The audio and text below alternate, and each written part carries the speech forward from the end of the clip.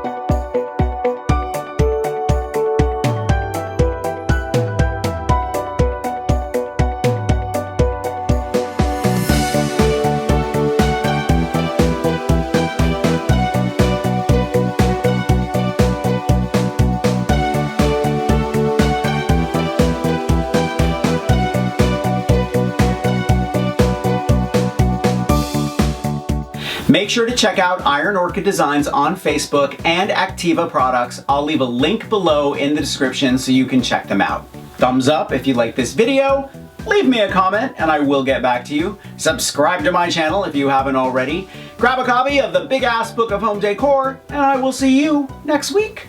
Bye.